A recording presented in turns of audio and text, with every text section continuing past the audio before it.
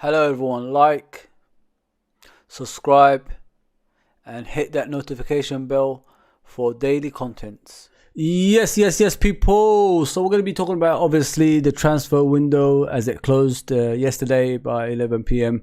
Liverpool have only got one player in the transfer deadline day. We was expecting more, but it doesn't always work out that way. We've got Arthur Melo from Juventus, and they were very happy to loan him out. That's what I got to say about that. And obviously we bought some more players in the beginning of the transfer window. So let's talk about these people. Let's do this.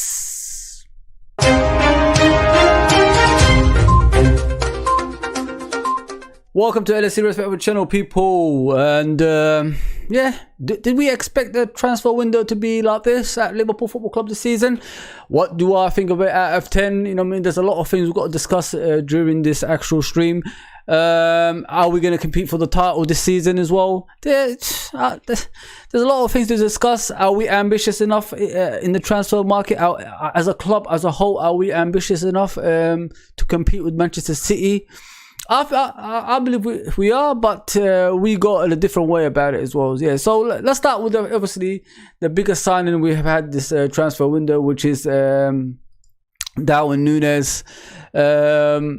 What do I think of it? I've said we've got a special player on our hands. Everybody, you know, is talking about how he miscontrols the ball and etc. But that's something minor that you could work on in the training ground, and you know, make him understand how to hold up the ball, and you know, just football in general as a striker. Make sure like he does the basics right, if you know what I mean. And the 65 million we bought him for, it's going to be worth it at the end, in my opinion, because I think there's a lot of goals coming from this kid, and I'm not doubting him straight away.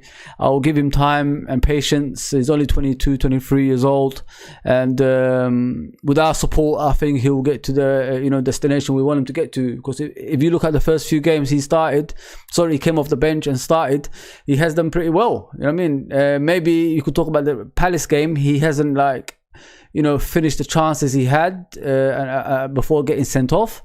But we wouldn't know what would have happened if he didn't get sent off and got wound up by Anderson, the Crystal Palace defender. So we wouldn't know. Maybe he would have scored a goal and, you know, changed everybody's mind, and we'll look at him differently, if you know what I mean. But yeah, I think he's going to be a star. I think he's going to be fantastic once he gets up and running, and the money well spent, in my opinion. So we're going to talk about this kid now, Fabio Cavalio. What can I say that hasn't been said? Like, we bought him for cheap, around probably 6 million plus add-ons from Fulham. Same as Harvey Elliott. These two kids are the main stars at the moment at the beginning of the season for Liverpool Football Club. And listen, you got him for nothing. He could be a star in the future as well. And so far, so good, in my opinion. And I'm enjoying watching him. He's coming off the bench and changing games so far. So far, so good. And the future looks bright for him. So we're looking at this guy now, Ramsey, the cover for obviously Trent Alexander-Arnold. We haven't seen much of him yet. He got injured as soon as he arrived at Liverpool, so he's gradually coming back and training. We bought him from Aberdeen, around 6 million, I believe, plus add-ons. I don't know nothing about him yet. I'm not gonna like give you false information about him. We'll have to wait and see what's gonna happen with him when he starts playing, and then be consistent in the team. Probably we could push Trent Alexander-Arnold into midfield from the right hand side of the midfield and see what he can do there. If he gets a consistent run, maybe he'll become a better player there too. You know what I mean? So we don't know what's gonna happen with that so far, but yeah, we'll have to wait and see with Ramsey. We haven't bought him for a lot of money, but he's young and he can improve during seasons to come. The fourth one, sorry, is Arthur Melo. To me, what I think of him is he reminds me of Wijnaldum. Like, he keeps possession, wins possession, and you know, he chases people back and wins the ball back as well. He's not like a progressor of a pass, like going forward like Thiago or anything like that, but he could pass side to side. He doesn't get a lot of goals, don't expect a lot of goals, but he could cover that midfield area. He's not a very big guy either, and listen, it's a loan deal with now I've heard it's a potential of like you could buy him for about 37 million, you've said, with potential to buy as well. So if he does well, you never know, Liverpool might, you know, buy the player. But a lot of people are going about it in a negative way. We don't know until he plays what he's going to do at Liverpool Football Club. The guy wants to restart his career, and what more of a place other than Liverpool Football Club, with the fan base, with the players we got, and the harmony between the fans and the players, and the coaching staff all together as one, and improve this player.